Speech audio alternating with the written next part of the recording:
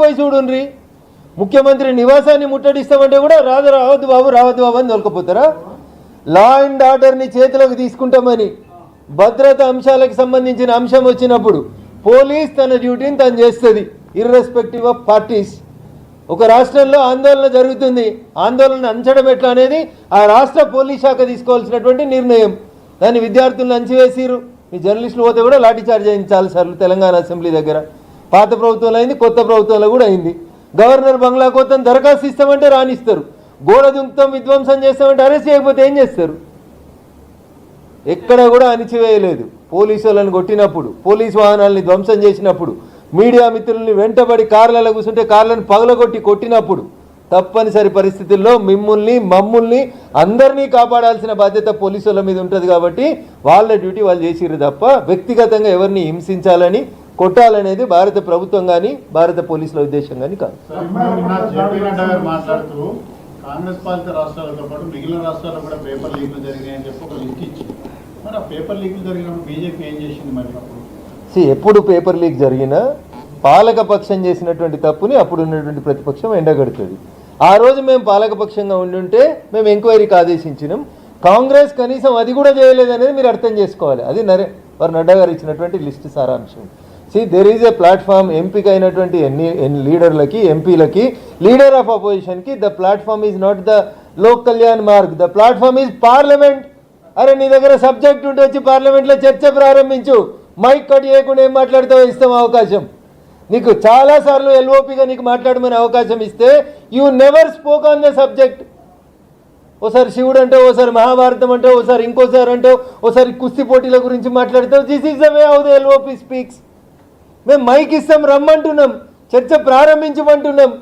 నువ్వు కూడా అదే అడుగుతున్నావు కదా. చర్చ ప్రారంభించిన తర్వాత if the allegations levelled against the minister are high then the government will take a decision. చర్చ లేకుండా ఎట్లా సాగు చేస్తావు నువ్వు? ఈ దేశ న్యాయ వ్యవస్థ ఏం చెప్తుందంటే ఉరి శిక్ష వేసిన ముద్దాయిని కూడా ఉరి తీసే కంటే ముందు రోజు నీ చివరి కోరిక ఏంది అని అడుగుతుంది. అరే నువ్వు సాగు చేయాలంటున్నావు కదా, చెప్పు, కారణాలు చెప్పు. LOP you come before the parliament and speak.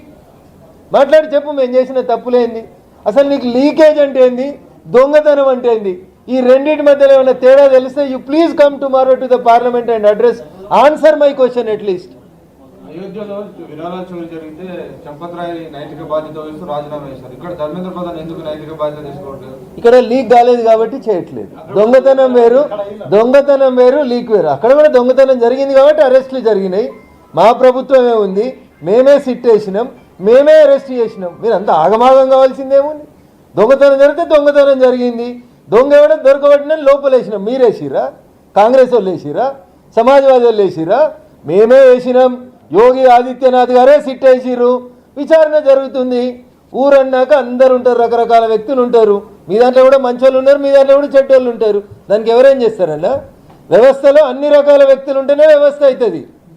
వ్యవస్థను పట్టుకొని వీళ్ళు ఉన్నారా వాళ్ళు ఉన్నారా అంటే అందరు ఉంటారు. తప్పు చేసిండు ఒకడు.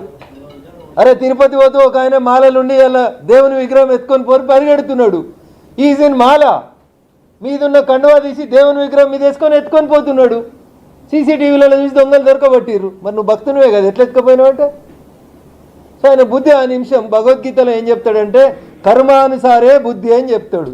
అట్లుంది కర్మ వాళ్ళది. కాంగ్రెస్ పార్టీ కర్మ కాక్రోచ్ జనతా పార్టీ వెనకాల నడవాల్సిన కర్మ ఉన్నది కాబట్టి, వాళ్ళతోటి ఏం అయితలేదు కాబట్టి కాక్రోచ్ జనతా పార్టీ వాళ్ళు చేస్తున్న ఉద్యమంలో పేరు వాళ్ళకి ఏడొస్తుందో, ఢిల్లీలో ఆమ్ ఆద్మీ పార్టీ వచ్చినట్టు ఇంకో పార్టీ ఏడొస్తుందో అని భయపట్టి ఆ ఉద్యమాన్ని హైజాక్ చేసేందుకు ఈయన పోయి రోడ్ల మీద దొరుకుతున్నాడు. Nothing more than that.